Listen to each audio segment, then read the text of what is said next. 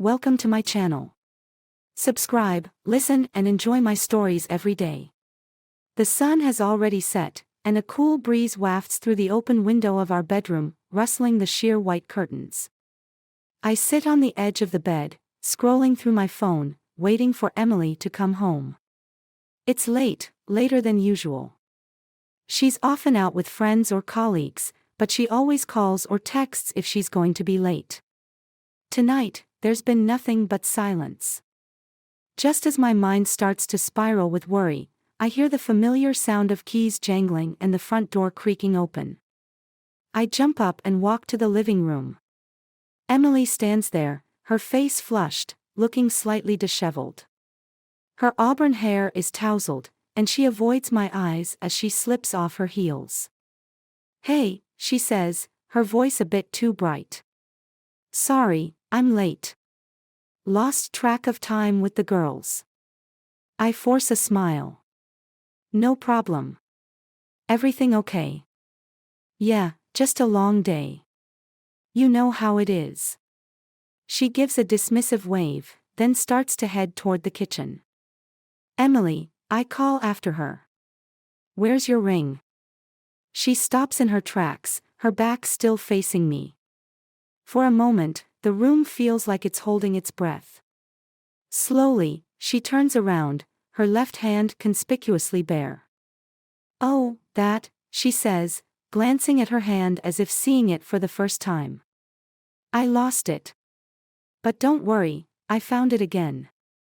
I was at the gym earlier and took it off. Must have forgotten to put it back on."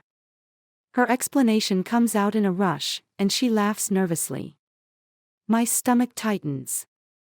I want to believe her, but something in her voice, in her demeanor, doesn't sit right. "Really?" I say, trying to keep my tone light. "You lost it?" "Yeah," she repeats, her eyes darting around the room. "But I found it. I'll go put it on right now." I watch as she hurries to our bedroom. Her footsteps are quick, almost desperate. I sink onto the couch, rubbing my temples. This isn't the first time I've felt this gnawing suspicion, but it's the first time I've had a tangible reason to doubt her. The missing ring is more than just a forgotten accessory, it's a symbol, a sign. Minutes later, Emily emerges from the bedroom, the ring now firmly back on her finger. She smiles, but it doesn't reach her eyes. "See? All good," she says, wiggling her fingers. "No harm done." I nod, forcing a smile. "Yeah, all good." But as we settle into our evening routine, a heavy silence hangs between us. Emily busies herself with preparing dinner, while I sit at the dining table, pretending to read a book. My mind races with thoughts and questions, each one darker than the last. After dinner, we sit on the couch, the TV flickering in the background. Emily leans against me, her head on my shoulder. I can feel the tension in her body, the way she holds herself rigid. I stroke her hair, trying to find comfort in the familiar gesture, but it feels hollow. "Is everything okay?" I ask softly. She hesitates, then nods. "Yeah, just tired." Her answer is too quick, too easy. I don't press further, but the seed of doubt has been planted. I replay the events of the evening in my mind, scrutinizing every detail, every word. The more I think about it, the less convinced I am by her explanation. That night, as we lie in bed, Emily falls asleep quickly, her breathing deep and even. I, however, am wide awake, staring at the ceiling. My mind is a whirlpool of thoughts, pulling me deeper into a sea of uncertainty. I reach over and touch her hand, feeling the cool metal of her wedding ring. It's a simple band, nothing extravagant, but it's always meant so much. Now, it feels like a lie, a mockery of the vows we made. As the hours tick by, I make a decision. I need to know the truth, no matter how painful it might be. I won't accuse her outright. If there's one thing I've learned in our years together, it's that Emily hates confrontation. But I will watch, I will listen, and I will find out what she's hiding. Morning comes too soon, and Emily stirs beside me. She opens her eyes and smiles sleepily. For a moment, everything feels normal, like it used to be. "Good morning," she whispers, snuggling closer. "Morning," I reply, kissing her forehead. I resolve to push my doubts aside, at least for now. But deep down, I know things have changed. The missing ring is just the beginning. There's a darkness lurking beneath the surface of our marriage, and I am determined to uncover it. As we go about our day, the unease lingers, a constant reminder that not everything is as it seems. The ring is back on her finger, but the question remains, what else has Emily been hiding? And how much longer can we keep pretending that everything is fine? It's Friday night, and Emily is out again. She told me she was meeting friends for drinks at our usual bar, the Hideaway. I decided to stay home, feigning a headache, but the gnawing suspicion in my gut won't let me rest. I need answers. I call my best friend, Dave, who always has my back. He picks up on the second ring. "Hey, man. What's up?" Dave's voice is cheerful, oblivious to the turmoil I'm feeling. "Dave, I need your help. Can you meet me at the Hideaway? I think something's going on with Emily." There's a pause. "I'll be there in 10. I grab my keys and head out. The drive to the bar is a blur. My mind is racing, but I force myself to stay focused. Tonight, I need to know the truth. When I arrive, Dave is already waiting by the entrance. His expression is serious, concerned. "What's going on, man?" he asks as I approach. I glance around, making sure Emily isn't nearby. "I think she's cheating on me, Dave. She's here, and I need to see who she's with." Dave's eyes widen, but he nods. "Let's find out." We enter the Hideaway, the dim lighting and loud music enveloping us.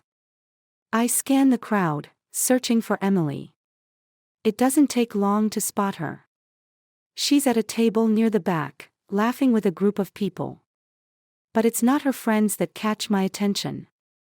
It's the man sitting next to her, a DJ named Marcus, who works at the bar on weekends. Marcus leans in close, whispering something in her ear. She laughs, placing a hand on his arm. My stomach churns. I feel like I've been punched in the gut. "There," I say to Dave, pointing them out. "That's Marcus. He's the DJ here."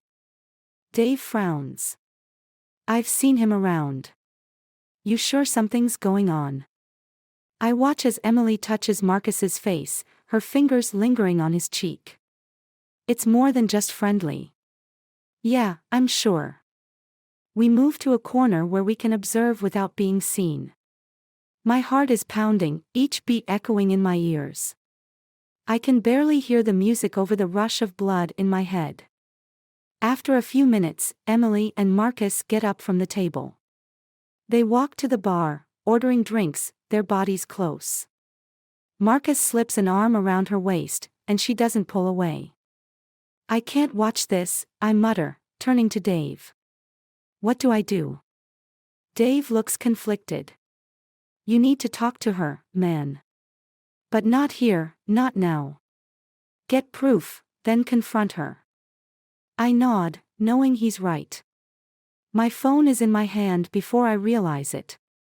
I snap a few pictures, capturing the moments that confirm my worst fears. Emily, smiling at Marcus. Marcus, holding her close.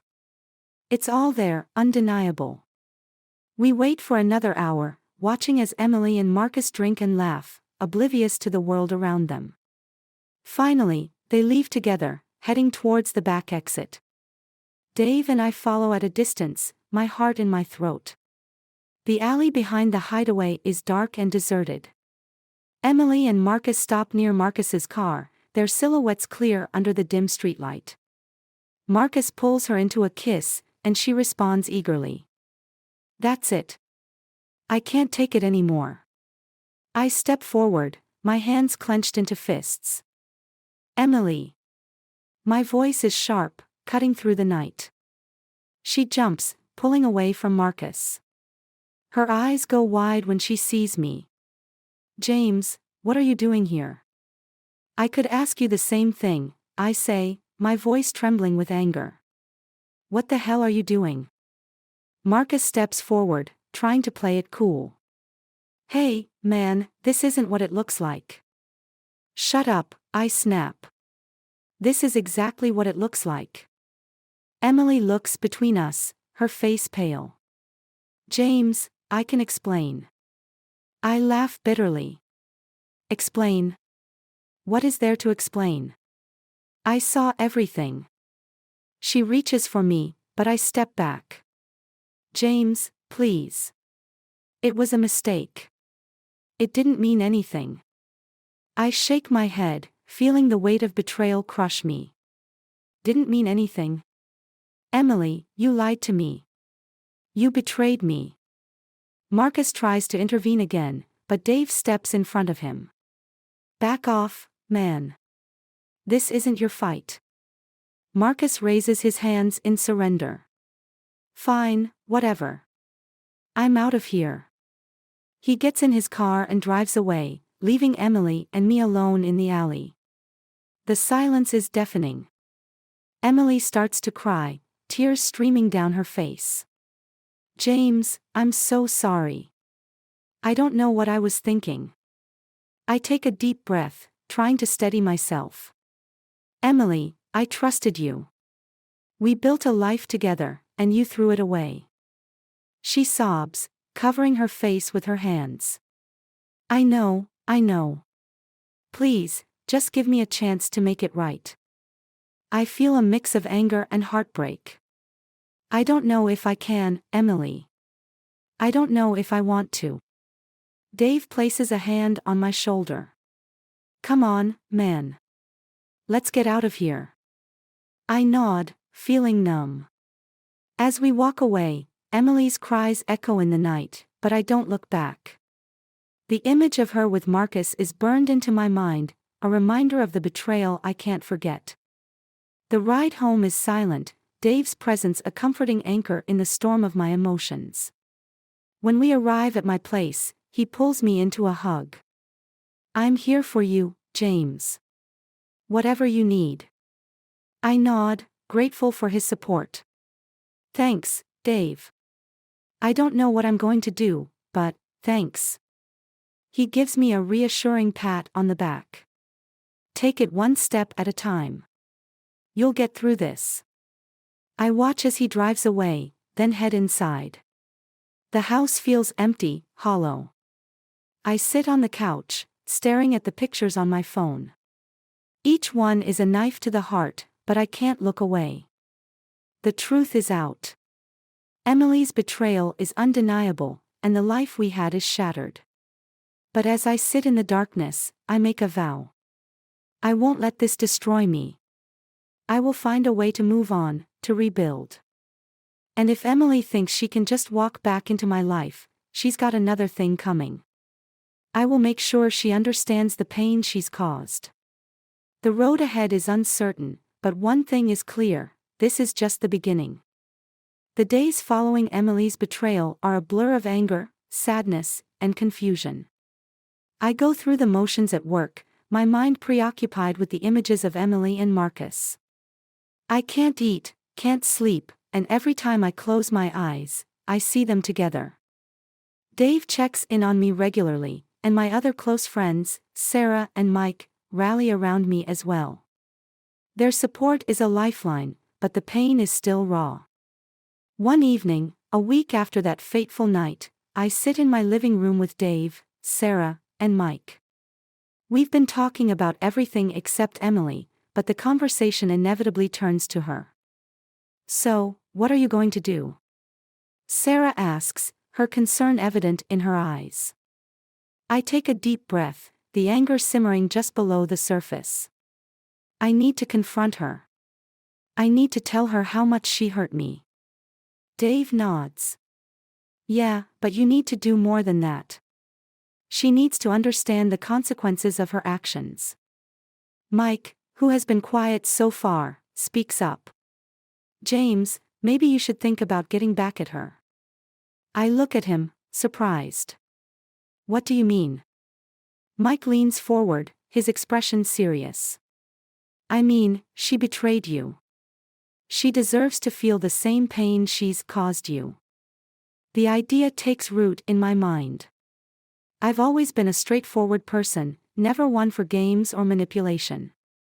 But the thought of making Emily feel the same hurt, the same betrayal, is tempting. I don't know, Mike, I say slowly. Revenge might just make things worse. Sarah, ever the voice of reason, interjects. Maybe, but it could also give you some closure.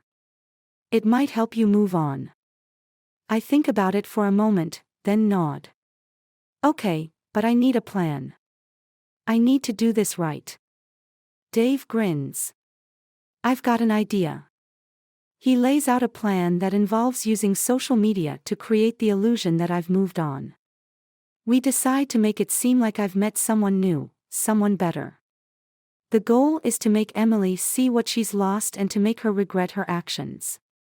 Over the next few days, I work on setting the plan in motion. I start posting pictures of myself with Sarah, making it look like we're more than just friends.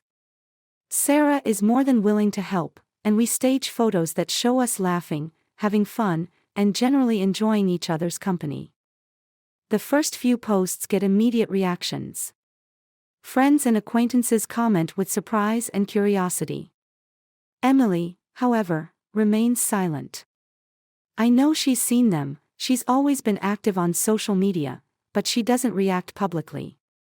One evening, as I'm scrolling through my phone, Sarah texts me. She's messaged me. I call Sarah immediately. What did she say? Sarah reads out the message. Hey, Sarah. I saw the pictures of you and James. Are you guys together now? I feel a mix of satisfaction and apprehension. What did you reply? I haven't replied yet. What do you want me to say? I think for a moment. Tell her the truth, but make it clear that we're really happy together. Make her see what she's missing. Sarah agrees, and a few minutes later, she sends me a screenshot of her response. It's perfect, polite, but with just the right amount of smugness. The next day, Emily calls me. I hesitate before answering, but I know I need to face her eventually. Hello?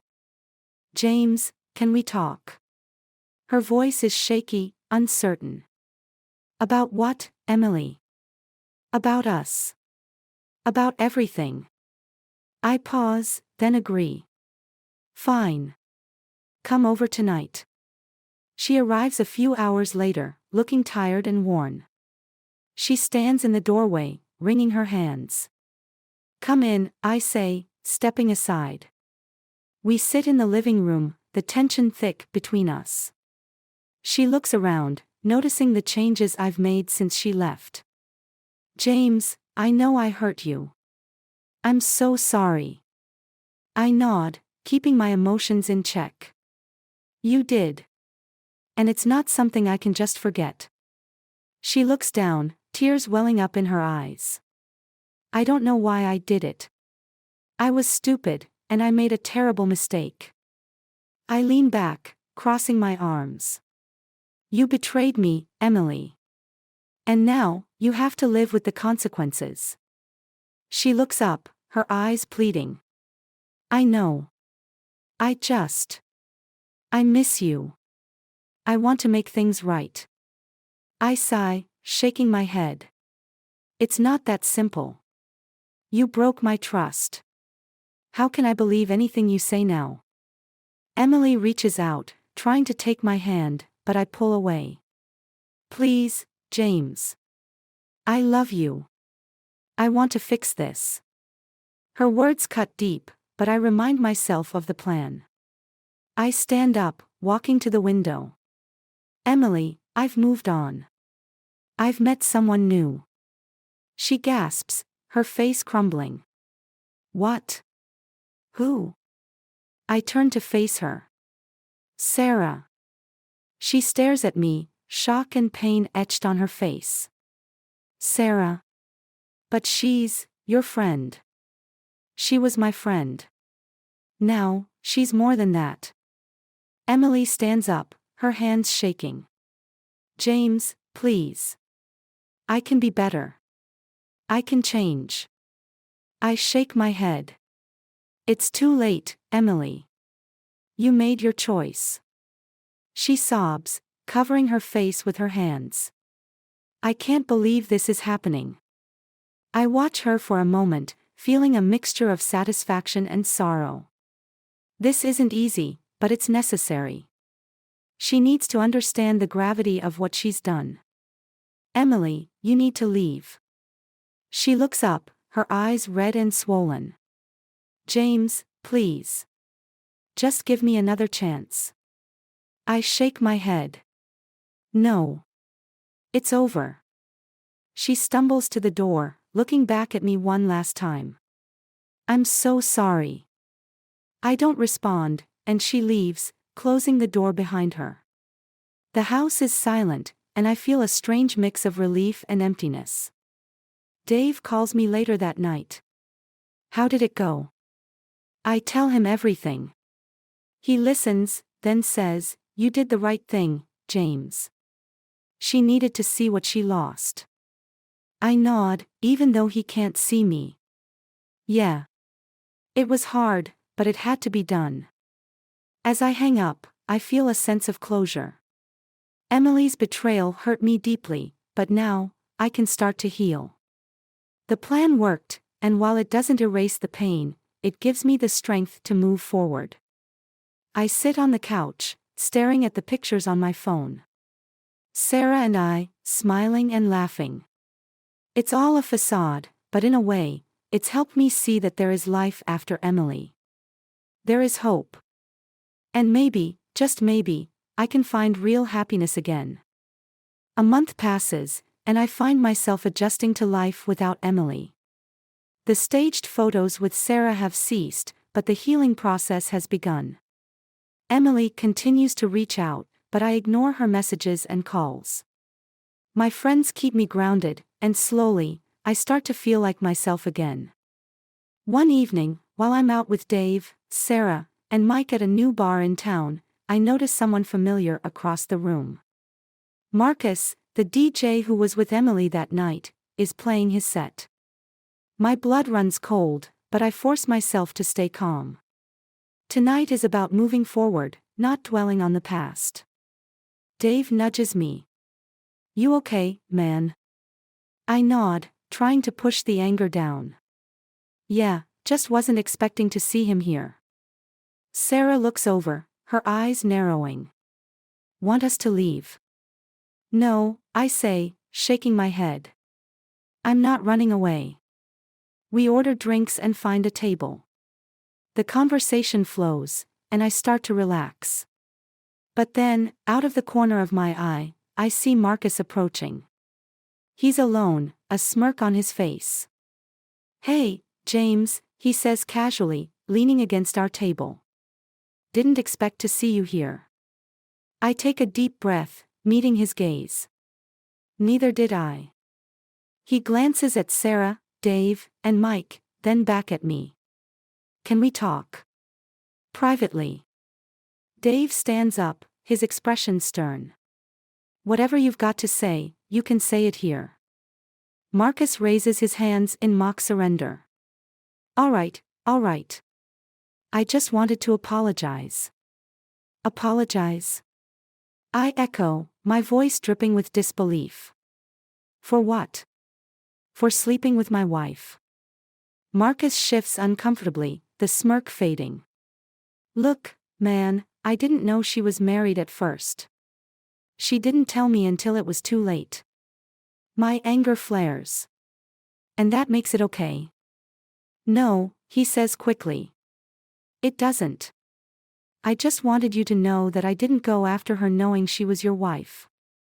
Sarah crosses her arms, glaring at Marcus.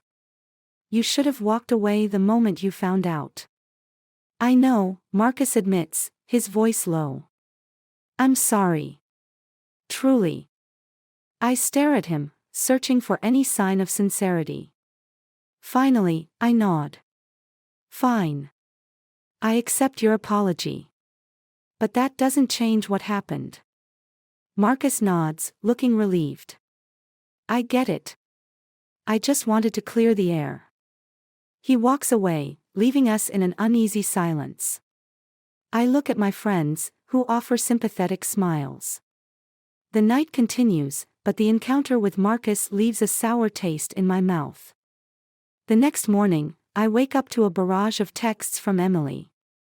Reluctantly, I open them. James, please talk to me. I miss you. I need to explain something. Please, it's important. I rub my eyes, debating whether to respond. Finally, I give in and type a quick reply. What do you want, Emily? Her response is immediate. Can we meet? I need to tell you something in person.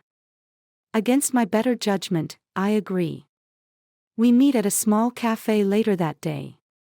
Emily looks nervous, her eyes darting around as she spots me and walks over. James, she begins, sitting down across from me. Thank you for meeting me. Just get to the point, I say, my patience thin. She takes a deep breath. There's something you don't know. About that night with Marcus. I raise an eyebrow, skepticism clear on my face. What is it? Emily fidgets with her coffee cup.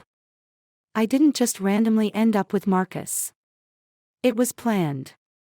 My heart skips a beat. Planned? By who? She hesitates, then finally says, by me. I stare at her, trying to process her words. What are you talking about? Tears well up in her eyes. I was feeling neglected, unimportant. I thought, if I made you jealous, you'd pay more attention to me. My mind reels. So you set this up. You wanted me to catch you with him. She nods, tears spilling down her cheeks. Yes. But it went too far. I didn't mean for it to get so out of hand. I feel a mix of anger and disbelief. Emily, do you have any idea how much you hurt me? She reaches for my hand, but I pull away. I know. I'm so sorry. I thought it would bring us closer, but I was wrong. I stand up, unable to sit still. This is insane. You manipulated everything for what? Attention? She sobs, nodding. Yes. I was desperate. I shake my head, anger boiling over. You destroyed our marriage for a game. For a sick, twisted game.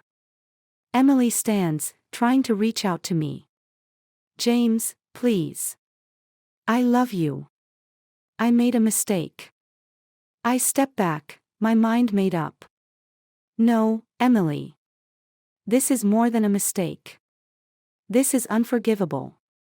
She collapses back into her chair, her sobs echoing in the cafe. I turn and walk out, the weight of her betrayal pressing down on me. As I drive home, my mind races. Everything I thought I knew about our relationship was a lie. Emily's actions were deliberate, calculated. She didn't just betray me, she orchestrated it. When I get home, I sit down with Dave, Sarah, and Mike, explaining everything. They're as shocked as I am. Wow, Sarah says, shaking her head. That's insane. Dave clenches his fists. You deserved better, James. So much better. Mike looks thoughtful. You know what this means, right? You have to move on. Completely. I nod, feeling a strange sense of clarity. You're right. I need to leave all of this behind. Over the next few weeks, I finalize my plans to move out of the city. A fresh start, far away from the memories and pain. My friends support me, helping with the move and offering encouragement. On my last night in town, we gather one final time. As we sit around a bonfire, sharing stories and laughs, I feel a sense of peace. Emily's betrayal no longer defines me. I am more than the pain she caused. The next morning, I drive away, the city fading in my rearview mirror. I don't know what the future holds, but I'm ready to face it. Emily's games are behind me, and I'm free to start anew. As I cross the city limits, I take a deep breath, feeling lighter than I have in months. The road ahead is uncertain, but it's mine to travel. And with each mile, I leave the past further behind, embracing the promise of a new beginning.